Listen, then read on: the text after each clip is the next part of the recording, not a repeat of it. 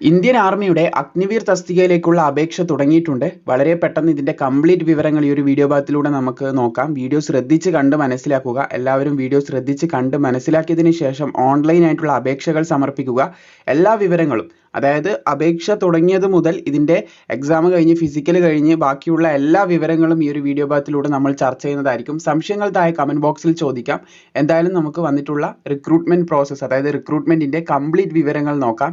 അപ്പോൾ ഇന്ത്യൻ ആർമിയുടെ അഗ്നിവീർ തസ്തിക army recruitment office ARO Calicut, അതായത് കോഴിക്കോടുള്ള നമ്മുടെ ആർമി റിക്രൂട്ട്മെന്റ് ഓഫീസിന്റെ കീഴിലുള്ള നോട്ടിഫിക്കേഷൻ ആണ് ഇപ്പോൾ നമ്മൾ ചർച്ച ചെയ്യാൻ പോകുന്നത്. ഇതിനുശേഷം നമ്മൾ വുമൺ മിലിറ്ററി പോലീസ്, അതുപോലെ തന്നെ നമ്മുടെ ട്രിവാൻഡ്രം ARO ഉണ്ട്, ഇതൊക്കെ നമ്മൾ ചർച്ച ചെയ്യും. എല്ലാം കൂടി ഒരുമിച്ച് നമ്മൾ വാരി വലിച്ചിടാത്തത് നിങ്ങൾക്ക് കൺഫ്യൂഷൻ ഇല്ലാതിരിക്കാൻ വേണ്ടിയിട്ടാണ്. എല്ലാം 1 by 1 ആയിട്ട് നമ്മൾക്ക് അപ്ഡേറ്റ് ചെയ്ത് പോരാവുന്നതാണ്. നല്ല സമയമുണ്ട്. അപ്ലൈ ചെയ്യാൻ നിങ്ങൾക്ക് കാണാൻ സാധിക്കും. ഫെബ്രുവരി മുതൽ ഏകദേശം മാർച്ച് വരെ നിങ്ങൾക്ക് അപേക്ഷിക്കാനുള്ള ടൈമൊക്കെ ആർമി നൽകിയിട്ടുണ്ട്. അപ്പം തീർച്ചയായിട്ടും നമ്മൾ കൃത്യമായിട്ട് എല്ലാ കാര്യങ്ങളും അപ്ഡേറ്റ് ചെയ്യാം. ആദ്യം നമുക്ക് ഈ ഒരു കോഴിക്കോടിൻ്റെ കംപ്ലീറ്റ് വിവരങ്ങൾ നോക്കാം. നിങ്ങൾ സബ്സ്ക്രൈബ് ചെയ്തിട്ടുണ്ട്, ബെല്ലൈക്കൺ ഓളിലാണെന്ന് ഉറപ്പിച്ച് ഇടുക. കാരണം വരുന്ന അപ്ഡേറ്റുകളൊക്കെ കൃത്യമായിട്ട് നിങ്ങൾക്ക് ലഭിക്കാനാണ്. ഓളിലാണെന്ന് തീർച്ചയായിട്ടും ഉറപ്പിക്കുക. എനിവേ, ആർമി റിക്രൂട്ട്മെന്റ് ഓഫീസ് കോഴിക്കോടിന്റെ ഡീറ്റെയിൽസ് നമുക്ക് 1 by 1 ആയിട്ട് നോക്കാം. ഇതിന്റെ അപേക്ഷ ക്ഷണിച്ചിട്ടുള്ളത് അൺമേരിഡ് ആയിട്ടുള്ള പുരുഷന്മാരിൽ നിന്നാണ്. നമുക്കറിയാം, അൺമേരിഡ് ആയിട്ടുള്ളവർക്ക് അഗ്നിവീറിന് അപേക്ഷിക്കാൻ സാധിക്കത്തുള്ളൂ. ഇതിന് പുരുഷന്മാർക്ക് അപേക്ഷിക്കാൻ സാധിക്കത്തുള്ളൂ. കാരണം വുമൺ മിലിറ്ററി പോലീസാണ് വനിതകൾക്കുള്ളത് എന്ന് ശ്രദ്ധിച്ചിരിക്കുക. അപ്പം പുരുഷന്മാർക്കാണ് ഈ ഒരു വിജ്ഞാപനം ക്ഷണിച്ചിട്ടുള്ളത്. 2024-25 Agniveer തസ്തികയുടെ സ്കീമിന്റെ നോട്ടിഫിക്കേഷനാണിത്.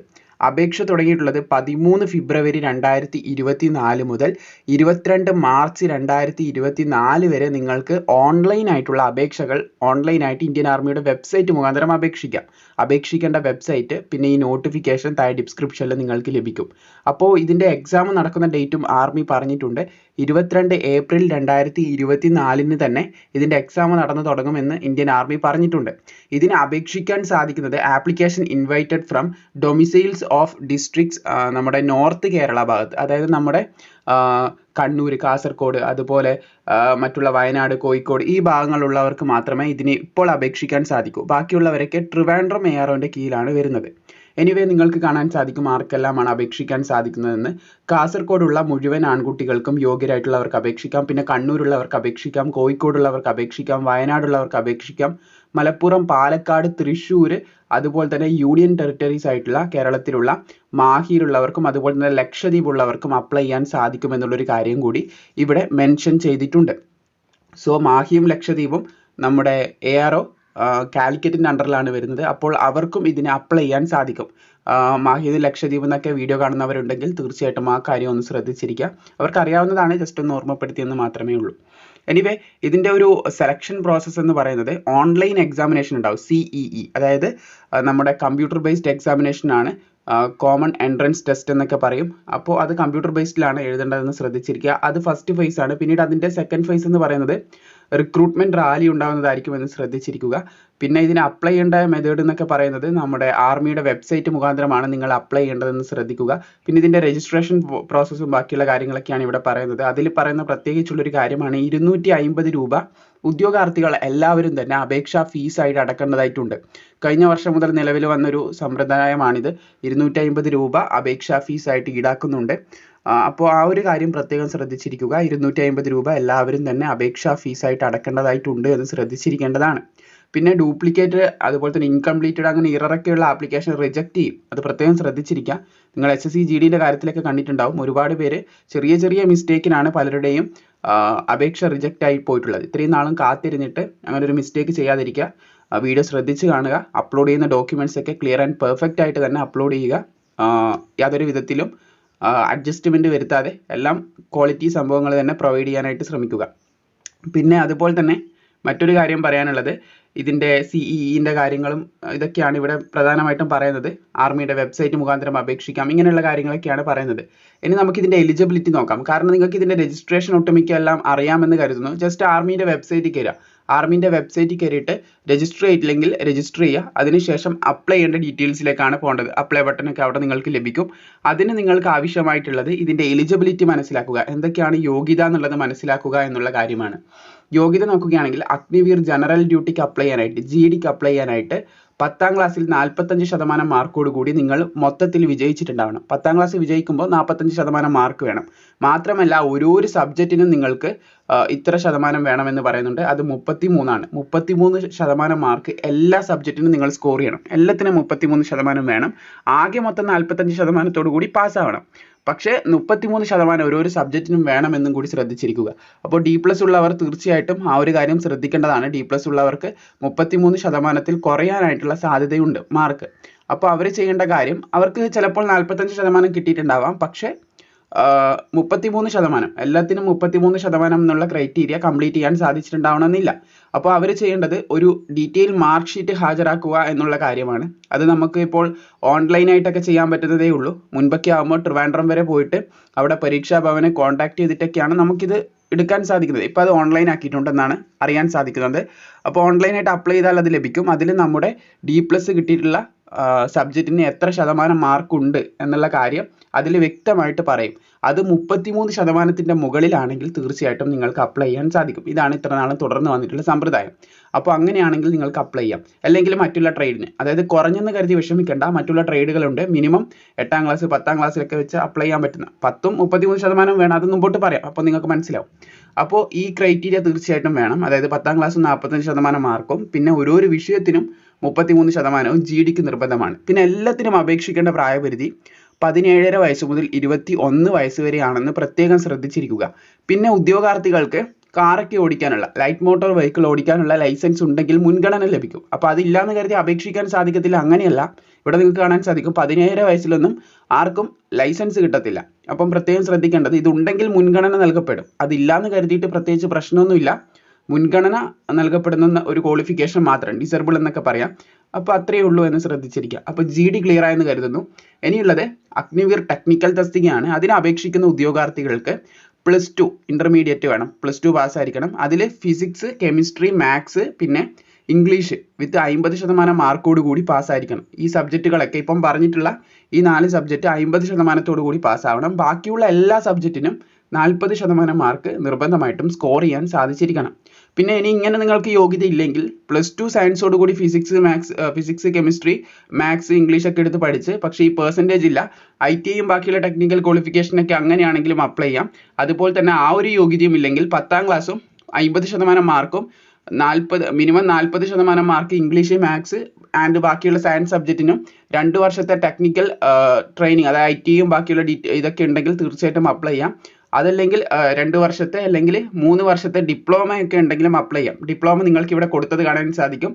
Mechanic motor vehicle, mechanic diesel, electronic mechanic, അങ്ങനെ നിരവധി സ്ട്രീമുകൾ ഇവിടെ കൊടുത്തത് കാണാൻ സാധിക്കുന്നതാണ്. ജസ്റ്റ് നിങ്ങളൊന്ന് കണ്ണോടിക്കുക. കാരണം നിങ്ങൾ പഠിച്ചിട്ടുള്ള സ്ട്രീം നിങ്ങൾക്ക് വളരെ പെട്ടെന്ന് പറയാതെ തന്നെ നോക്കിയാൽ മനസ്സിലാകും. ചിലപ്പോൾ നിങ്ങൾക്ക് ഇവിടെ നോക്കുമ്പോൾ കാണാൻ സാധിക്കുന്നതാണ് മെക്കാനിക്കൽ എഞ്ചിനീയറിംഗ്. കാരണം നിങ്ങൾ പഠിച്ച സ്ട്രീം വളരെ പെട്ടെന്ന് നിങ്ങൾക്ക് ക്യാപ്ചർ ചെയ്യാൻ സാധിക്കുന്നതായിരിക്കും. ഓരോന്ന് വായിക്കുന്നില്ല, ജസ്റ്റ് നിങ്ങൾ നോക്കുമ്പോൾ നിങ്ങൾക്ക് മനസ്സിലാവും. ഓരോന്ന് വായിക്കാൻ നിന്നാൽ അഗെയിൻ അതിൻ്റെ പുറമെ സമയം പോകും. ജസ്റ്റ് നിങ്ങൾ നോക്കുക. ഏതെങ്കിലും സ്ട്രീം നിങ്ങൾ പഠിച്ചിട്ടുണ്ടെങ്കിൽ അങ്ങനെയും അപ്ലൈ ചെയ്യാം. പിന്നെ 17 വയസ്സ് മുതൽ 21 വയസ്സ് വരെ തന്നെയാണ് ഇതിനും അപ്ലൈ ചെയ്യാനുള്ള ഏജ് ലിമിറ്റ്. അപ്പോൾ ഈ ഒരു അഗ്നിവീർ ടെക്നിക്കലും ക്ലിയർ ആയെന്ന് കരുതുന്നു. ഇനി അടുത്തതിലേക്ക് കിടക്കാം. അഗ്നിവീർ ഓഫീസ് അസിസ്റ്റന്റ്, അതുപോലെ തന്നെ സ്റ്റോർ കീപ്പർ ടെക്നിക്കൽ, അതിന് അപ്ലൈ ചെയ്യാനായിട്ടുള്ള യോഗ്യതയും കാര്യങ്ങളും നോക്കുകയാണെങ്കിൽ അതിന്റെ യോഗ്യതയായിട്ട് പറഞ്ഞിട്ടുള്ളത് +2 ഉണ്ടായിരിക്കണമെന്നാണ് പറഞ്ഞിട്ടുള്ളത്. +2 എന്ന് പറയുമ്പോൾ ഇന്റർമീഡിയറ്റ് +2 പാസ്സായാലും അപ്ലൈ ചെയ്യാം. അത് ഏത് സ്ട്രീമിലാണെങ്കിലും പ്രശ്നമില്ല. ആർട്സ് ആയാലും കൊമേഴ്സ് ആയാലും സയൻസ് ആയാലും ഏത് സ്ട്രീം ആയാലും വിഷയം വരുന്നില്ല, കുഴപ്പമില്ല. 60% മാർക്കോട് കൂടി +2 പാസ്സായാൽ മതി. അത് മാത്രമല്ല 50% മാർക്ക് ഓരോ സബ്ജക്റ്റിലും വേണം. എസ്പെഷ്യലി നമ്മൾ പറഞ്ഞു ഏത് സബ്ജക്റ്റ് ആയാലും പ്രശ്നമില്ല, ഏത് സ്ട്രീം ആയാലും പ്രശ്നമില്ല എന്ന്. ആ ഒരു സ്ട്രീമിൽ scoring 50% in English and maths, അല്ലെങ്കിൽ അക്കൗണ്ടന്റ്, അല്ലെങ്കിൽ ബുക്ക് കീപ്പിംഗ്, ഇതിലേതെങ്കിലും ഒരു സബ്ജക്റ്റ് ഇംഗ്ലീഷും മാത്സും ഉണ്ടായിരിക്കണം. അല്ലെങ്കിൽ അക്കൗണ്ടിങ്ങും ബുക്ക് കീപ്പിംഗ്, ഇതിലേതെങ്കിലും ഒന്ന് തീർച്ചയായിട്ടും നിങ്ങളുടെ ആ ഒരു ഇതിൽ വേണം എന്നാണ് ഉദ്ദേശിച്ചിട്ടുള്ളത്. മാൻഡേറ്ററി നിർബന്ധമാണെന്ന് പറഞ്ഞിട്ടുണ്ട്. അപ്ലൈ ചെയ്യാനായിട്ട് 17 വയസ്സ് മുതൽ 21 വയസ്സ് വരെയുള്ളവർക്ക് സാധിക്കുന്നതായിരിക്കും. അപ്പോൾ 60% മാർക്ക് ടോട്ടൽ, 50% മാർക്ക് ഓരോ വിഷയത്തിലും ഇംഗ്ലീഷ്, മാത്സ് അല്ലെങ്കിൽ അക്കൗണ്ട്, ബുക്ക് കീപ്പിംഗ് ഇതിലേതെങ്കിലും ഒന്ന് ഉണ്ടായിരിക്കണം നിങ്ങളുടെ +2 ലെവലിൽ എന്ന് ശ്രദ്ധിച്ചിരിക്കുക. ഇനി അഗ്നിവീർ ട്രേഡ്സ്മാൻ 10th പാസ്, നമ്മൾ പറഞ്ഞിട്ടുണ്ടായിരുന്നു GDക്ക് നിങ്ങൾക്ക് D+ ഉണ്ടെങ്കിൽ 10th പാസ് ഉള്ളതിന് അപ്ലൈ ചെയ്യാൻ സാധിക്കും. പക്ഷേ ഇവിടെയും 33 പറയുന്നുണ്ട്, ഇവിടെ 8 പാസ് പറയുന്നത് കാണാൻ സാധിക്കും. അപ്പോൾ ഈ ഒരു പ്രശ്നം വരില്ല. എന്തായാലും നമുക്ക് അതിലേക്ക് കടക്കാം. അഗ്നിവീർ ട്രേഡ്സ്മാൻ 10th പാസിന് 10ാം ക്ലാസ് സിമ്പിളായിട്ട് പാസ്സായാൽ മതി, 45% മാർക്ക് വേണം, അങ്ങനെ ഒരു ക്രൈറ്റീരിയ ഇല്ല, സിമ്പിൾ ജസ്റ്റ് പാസ് അത്രയേ ചോദിക്കുന്നുള്ളൂ. പക്ഷേ മറ്റൊരു കാര്യം ഇവിടെ പ്രത്യേകം പറയുന്നുണ്ട്, അവിടെ പറയുന്നത് should have scored 33% in each subject. എല്ലാ സബ്ജക്റ്റിനും നിങ്ങൾ 33% തീർച്ചയായിട്ടും സ്കോർ ചെയ്യണം. 17 മുതൽ 21 വയസ്സ് വരെ അപ്ലൈ ചെയ്യാം. ഇനി അഗ്നിവീർ ട്രേഡ്സ്മാൻ 8th പാസ്, അതിന് അപേക്ഷിക്കാനായിട്ട് 8ാം ക്ലാസ് സിംപിളി പാസ്സായാൽ മതി. പിന്നെ അവിടെയും പറയുന്നുണ്ട് 33% മാർക്ക് എല്ലാ വിഷയത്തിലും സ്കോർ ചെയ്തിട്ടുണ്ടാവണം. തീർച്ചയായിട്ടും നിങ്ങൾക്ക് അത് ഉണ്ടാവും, കാരണം അത് നോർമലി എല്ലാവർക്കും ആ ഒരു ലെവലിൽ 33% ഒക്കെ മാർക്ക് ഉണ്ടാവാറുണ്ട്. തീർച്ചയായിട്ടും അതൊന്ന് ചെക്ക് ചെയ്യുക. നിങ്ങളുടെ സ്കൂളുമായിട്ട് കോൺടാക്ട് ചെയ്താൽ, 8ാം ക്ലാസ് പഠിച്ചത് എവിടെയാണോ അവിടെ സ്കൂളുമായിട്ട് കോൺടാക്ട് ചെയ്താൽ ഇതിൻ്റെ 8ാം ക്ലാസ്സിൻ്റെ കംപ്ലീറ്റ് ഡീറ്റെയിൽസ് നിങ്ങൾക്ക് ലഭിക്കുന്നതായിരിക്കും. എന്തിനു വേണ്ടിയിട്ടാണെന്ന് പറഞ്ഞാൽ മതി, തീർച്ചയായിട്ടും ലഭിക്കും. പിന്നെ 17 വയസ്സ് മുതൽ 21 വയസ്സ് വരെയുള്ളവർക്ക് അപ്ലൈ ചെയ്യാൻ സാധിക്കുന്നതാണ്.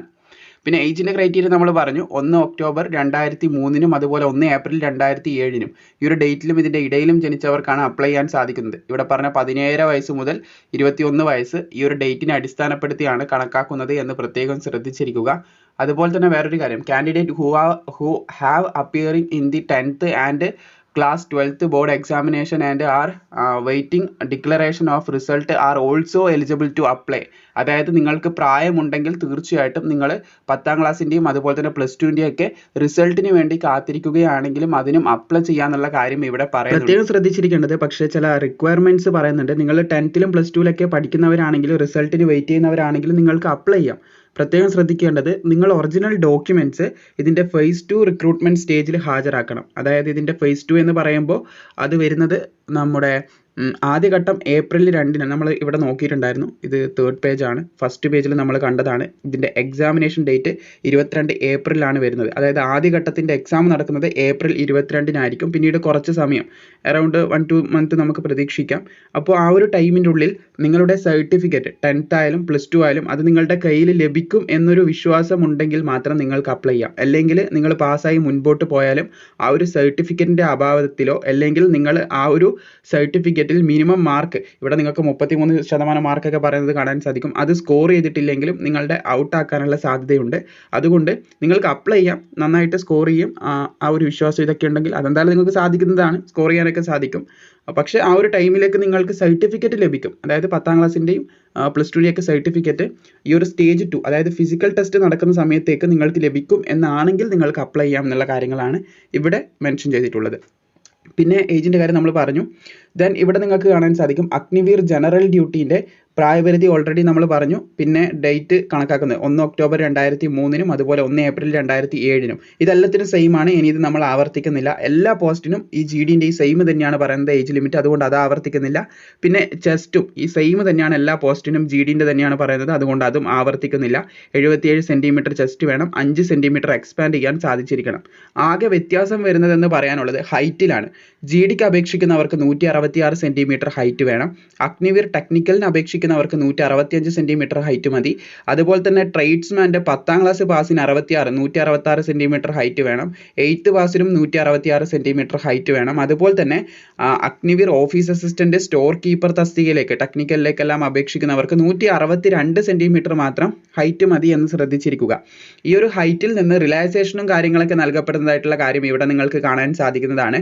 സ്പോർട്സ് പേഴ്സൺസിന് 2 സെൻറ്റിമീറ്റർ ഹൈറ്റിൽ കുറവ് നൽകും, ചെസ്റ്റിൽ 3 സെൻറ്റിമീറ്റർ കുറവ് നൽകും. അതുപോലെ തന്നെ 5 കിലോഗ്രാം വരെ ഭാരത്തിൽ ഇളവ് നമ്മുടെ ഈ ഒരു സ്പോർട്സ് പേഴ്സൺസിന്.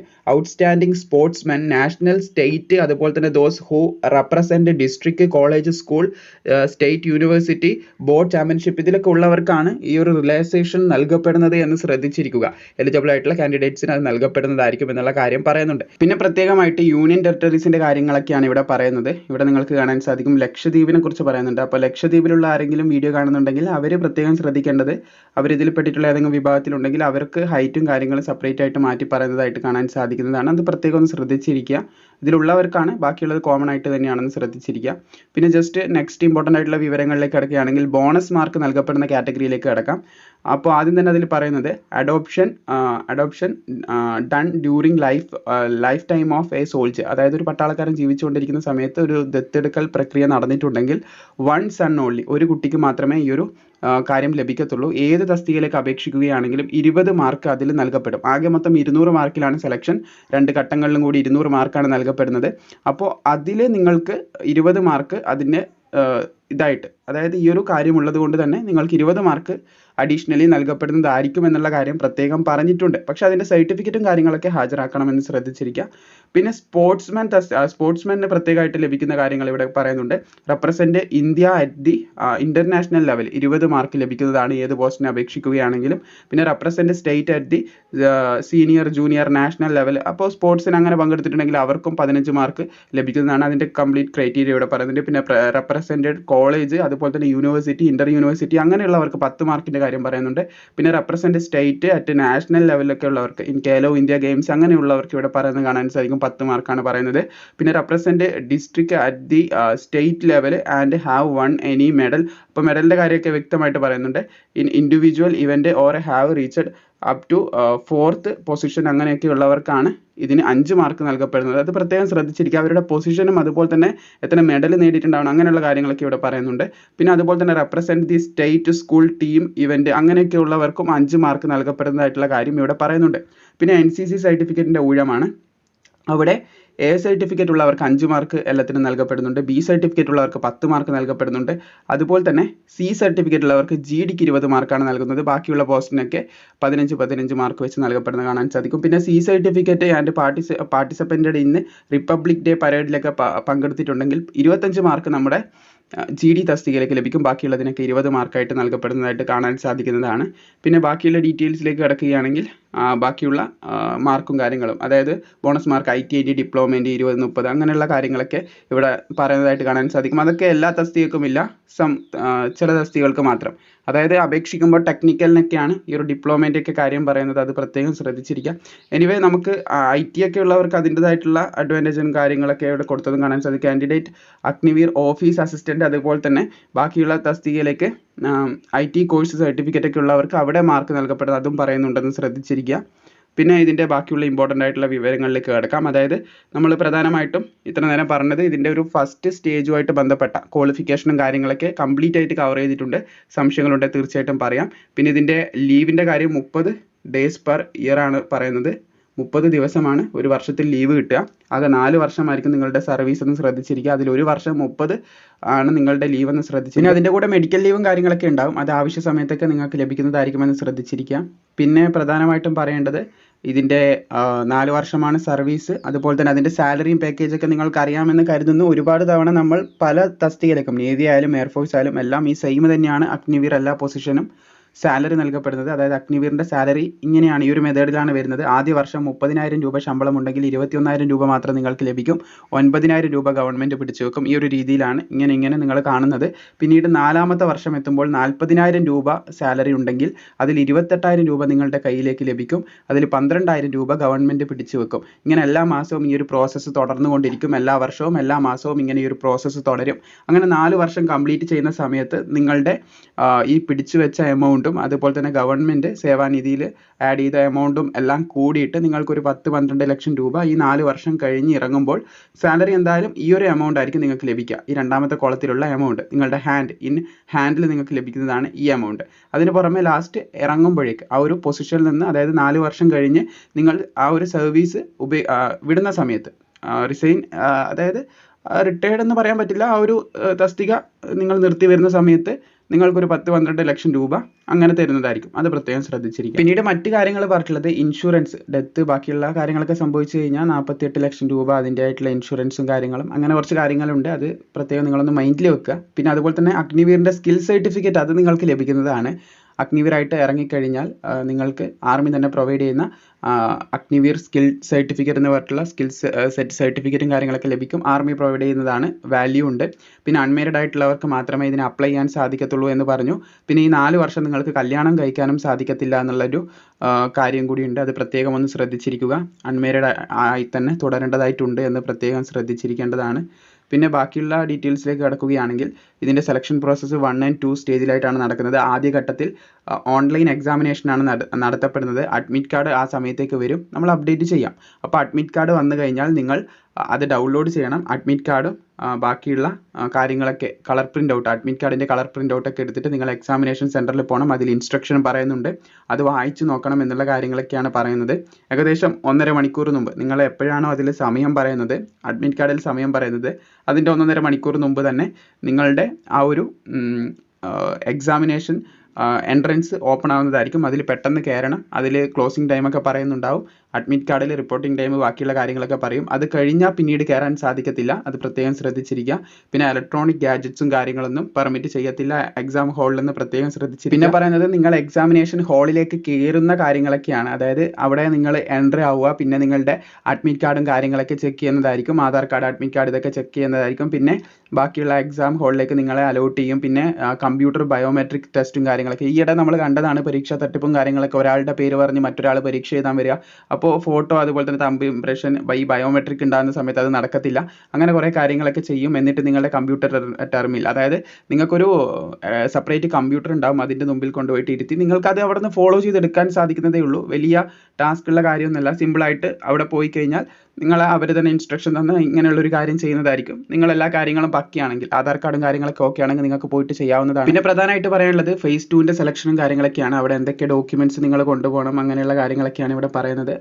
അഡ്മിറ്റ് കാർഡ് നിങ്ങൾക്ക് അതിന് വേറെ തന്നെ ലഭിക്കും, അതെടുക്കണം. അത് പ്രിൻ്റ് ഓൺ ലേസറായിട്ട്, അതായത് printed on laser printer on good quality പേപ്പറാണ് പറഞ്ഞിട്ടുള്ളത്. അത് പ്രത്യേകം ശ്രദ്ധിച്ചിരിക്കുക. പിന്നെ അതുപോലെ തന്നെ ഫോട്ടോഗ്രാഫ് 20 എണ്ണം വേണമെന്നുള്ള കാര്യം പറയുന്നുണ്ട്. എഡ്യൂക്കേഷൻ സർട്ടിഫിക്കറ്റ് ആവശ്യമായിട്ടുള്ളത് കൊണ്ടുപോകേണ്ടതായിട്ടുണ്ട്. അതുപോലെ തന്നെ 8th പാസിൻ്റെ സർട്ടിഫിക്കറ്റ്, 8ാം ക്ലാസ്, ഇതൊക്കെ അനുയോജ്യമായിട്ട് നിങ്ങൾ ചിന്തിച്ചെടുക്കുക. അതായത് 8ാം ക്ലാസ്സിൻ്റെ ഇത് കൊണ്ടുപോകേണ്ടത് 8ാം ക്ലാസ് ട്രേഡ്സ്മാന് അപേക്ഷിക്കുന്നവർ മാത്രമാണ്. പിന്നെ ഡൊമിസൈൽ സർട്ടിഫിക്കറ്റ് അതെല്ലാവരും കൊണ്ടുപോകേണ്ടതായിട്ടുണ്ട്. കാസ്റ്റ് സർട്ടിഫിക്കറ്റ്, റിലീജിയൻ സർട്ടിഫിക്കറ്റ്, അതുപോലെ തന്നെ സ്കൂൾ ക്യാരക്ടർ സർട്ടിഫിക്കറ്റ്, പിന്നെ അതുപോലെ ക്യാരക്ടർ സർട്ടിഫിക്കറ്റ് കൊണ്ടുപോകേണ്ടതായിട്ടുണ്ട്. അത് എവിടെ നിന്നാണെന്നുള്ള കാര്യം ഇവിടെ പ്രത്യേകം പറയുന്നുണ്ട്. ഇത് സ്കൂൾ ക്യാരക്ടറാണ്. ഇത് ബൈ വില്ലേജ് ഓഫീസ്, അതുപോലെ മുനിസിപ്പൽ കോർപ്പറേഷൻ, അങ്ങനെയുള്ള സ്ഥലങ്ങളിലൊക്കെയാണ് കൊണ്ടുപോകേണ്ടത്. Municipal corporation with at least 6 months മുൻപെടുത്തതെങ്കിലായിരിക്കണം. ഫ്രം ദി ഡേറ്റ് ഓഫ് അവിടെ കൊടുക്കുന്ന മുമ്പ് നിങ്ങൾ 6 മാസം മുൻപ് എടുത്ത, അതായത് 6 മാസത്തിൻ്റെ ഉള്ളിലെടുത്ത സർട്ടിഫിക്കറ്റ് ആയിരിക്കണം എന്നുള്ള കാര്യം പറയുന്നുണ്ട്. അതുപോലെ തന്നെ അൺമേരീഡ് സർട്ടിഫിക്കറ്റ് എടുക്കേണ്ടതായിട്ടുണ്ട്. വിത്തിൻ ലാസ്റ്റ് 6 months തന്നെയാണ് അതിൻ്റെ വാലിഡിറ്റി പറയുന്നത്. പിന്നെ റിലേഷൻഷിപ്പ് സർട്ടിഫിക്കറ്റ്, അത് എക്സ് സർവീസ് മാൻ, അതായത് പട്ടാളത്തിൻ്റെ അതായത് കുട്ടികളെ അഡോപ്റ്റ് ചെയ്ത് നമ്മൾ പറഞ്ഞിട്ടുണ്ടായിരുന്നു, അവർക്ക് പ്രത്യേക മാർക്കും കാര്യങ്ങളൊക്കെ കൊടുക്കുന്നുണ്ട്. പിന്നെ പട്ടാളത്തിൽ വർക്ക് ചെയ്യുന്നവരുടെ കുട്ടികൾ അപ്ലൈ ചെയ്യുന്നുണ്ടെങ്കിൽ അവരൊക്കെയാണ് ഈ റിലേഷൻഷിപ്പ് സർട്ടിഫിക്കറ്റും കാര്യങ്ങളൊക്കെ ഹാജരാക്കേണ്ടത്. പിന്നെ NCC സർട്ടിഫിക്കറ്റ്, അത് ഉള്ളവർ ഹാജരാക്കിയാൽ മതി. അപ്പോൾ ഇതൊക്കെയാണ് പ്രധാന സർട്ടിഫിക്കറ്റ്. സ്പോർട്സ് സർട്ടിഫിക്കറ്റ്, അത് ഉള്ളവർ ഹാജരാക്കിയാൽ മതി. പിന്നെ സർട്ടിഫിക്കറ്റ് ബോണസ് മാർക്കിൻ്റെ നമ്മൾ പറഞ്ഞിട്ടുണ്ടായിരുന്നു, അത് ഉള്ളവർ ഹാജരാക്കേണ്ടതായിട്ടുണ്ട്. അതുപോലെ തന്നെ pan card and Aadhaar card, ഇതൊക്കെ നിങ്ങൾക്ക് ആവശ്യമാണ്. പാൻ കാർഡൊക്കെ നിങ്ങൾ എടുത്തു വെക്കണം. അതൊക്കെ ആർമി റിക്രൂട്ട്മെൻറ്റിന് നിങ്ങൾ സാലറി ഒക്കെ വരുന്ന സമയത്ത് അതൊക്കെ നിങ്ങൾക്ക് ആവശ്യമായിട്ടുള്ള ഒരു കാര്യം തന്നെയാണ്, പ്രത്യേകം ശ്രദ്ധിച്ചിരിക്കുക. പിന്നെ റിക്രൂട്ട്മെൻറ്റ് റാലിയിൽ നിങ്ങൾക്ക് അറിയാവുന്ന കരുതുന്നു, ആദ്യം തന്നെ ഗ്രൂപ്പ് 1 1600 മീറ്റർ ഓട്ടം ഉണ്ട്. അതിൽ ഗ്രൂപ്പ് 1 ആയിട്ട് കണക്കാക്കുന്നത് 5 മിനിറ്റും 30 സെക്കൻഡിൻ്റെയും ഉള്ളിൽ 1600 മീറ്റർ ഓടി തീർത്തുന്നവരാണ്. അവർക്ക് 60 മാർക്ക് നൽകപ്പെടും. അതുപോലെ തന്നെ ഇവിടെ നിങ്ങൾക്ക് കാണാൻ സാധിക്കും പുള്ളപ്പ് 10 എണ്ണം ഉണ്ട്, അത് 40 മാർക്കിനാണ്. പിന്നീട് രണ്ടാമത്തെ ഗ്രൂപ്പിൽ നിങ്ങൾക്ക് കാണാൻ സാധിക്കും 5 മിനിറ്റും 31 സെക്കൻഡിൻ്റെ താഴെ വരുന്നവർക്ക് ഇവിടെ 30 സെക്കൻഡാണ് പറഞ്ഞിട്ടുള്ളത്. 5.5 മിനിറ്റിൻ്റെ ഉള്ളിൽ കംപ്ലീറ്റ്, 30 സെക്കൻഡിൻ്റെ താഴെ കംപ്ലീറ്റ് ചെയ്യുന്നവർക്ക് 60 മാർക്ക്. പിന്നെ 31 സെക്കൻഡിൻ്റെ മുകളിലേക്ക് 35 സെക്കൻഡ് മുതൽ 45 സെക്കൻഡ് വരെ, 5 മിനിറ്റും 45 സെക്കൻഡ് വരെയും വരുന്നവർക്ക് 48 മാർക്ക് നൽകപ്പെടുമെന്ന് പറയുന്നുണ്ട്. പിന്നെ 9 പുള്ളപ്പ് എടുത്താൽ 33 മാർക്ക്, 8 എടുത്താൽ 27 മാർക്ക്, അങ്ങനെ കൃത്യമായിട്ട് പറയുന്നുണ്ട്. 6 എണ്ണം എടുത്താൽ 16 മാർക്ക്, മിനിമം 6 എണ്ണമെങ്കിലും എടുത്തിരിക്കണം. പിന്നെ ഈ ഒരു ടൈമിൻ്റെ ഉള്ളിൽ കംപ്ലീറ്റ് ചെയ്തിരിക്കണം. പിന്നെ 9 ഡിച്ച് ഉണ്ട്, 9 ഫീറ്റിൻ്റെ ഒരു ഡിച്ച് ഉണ്ട്. അതുപോലെ തന്നെ സിക്സാക്ക് ബാലൻസിങ് ഉണ്ട്. അത് നീഡ് ടു ക്വാളിഫൈ ആണ്, അതിന് മാർക്കില്ല. ഇതിനൊക്കെ മാർക്കും കാര്യങ്ങളൊക്കെ ഉണ്ടെന്ന് ശ്രദ്ധിച്ചിരിക്കുക. അപ്പോൾ ഇത്രയധികം കാര്യങ്ങളാണ് പ്രധാനമായിട്ടും പറയാനുള്ളത്. പിന്നെ മെഡിക്കൽ ടെസ്റ്റും കാര്യങ്ങളൊക്കെ ഉണ്ട്, അത് നിങ്ങൾക്കറിയാമെന്ന് കരുതുന്നു. ബാക്കിയുള്ളതൊക്കെ 1 by 1 ആയിട്ട് നമ്മൾ അഡ്മിറ്റ് കാർഡ് റിലീസ് ചെയ്യുക. പിന്നെ ബാക്കിയുള്ള ഇനി ട്രിവാൻഡ്രം മേയറോ അതുപോലെ തന്നെ വുമൺ മിലിറ്ററി പോലീസ് ഇതിൻ്റെയൊക്കെ അപ്ഡേറ്റ് ചെയ്യാനുണ്ട്. അതിൻ്റെ സമയത്ത് കുറച്ചും കൂടി അപ്ഡേറ്റുകൾ ഇനിയും ഇതിൻ്റെ കൂടെ ഉൾപ്പെടുത്താനായിട്ട് ശ്രമിക്കാം. ഇപ്പോൾ നിങ്ങൾക്ക് അപേക്ഷിക്കാൻ ആവശ്യമായിട്ടുള്ളതും സെലക്ഷനായിട്ട് ബന്ധപ്പെട്ട എല്ലാ കാര്യങ്ങളും ഈ ഒരു വീഡിയോ ഭാഗത്തിലൂടെ തന്നെ മാക്സിമം പ്രൊവൈഡ് ചെയ്തിട്ടുണ്ട്. സംശയങ്ങളുണ്ടെങ്കിൽ നിങ്ങൾക്ക് താഴെ കമൻറ്റ് ബോക്സിൽ ചോദിക്കാം. ഓൾസോ നിങ്ങൾക്ക് ഈ ഒരു നോട്ടിഫിക്കേഷൻ താഴെ ഡിസ്ക്രിപ്ഷനിൽ കൊടുത്തിട്ടുമുണ്ട്.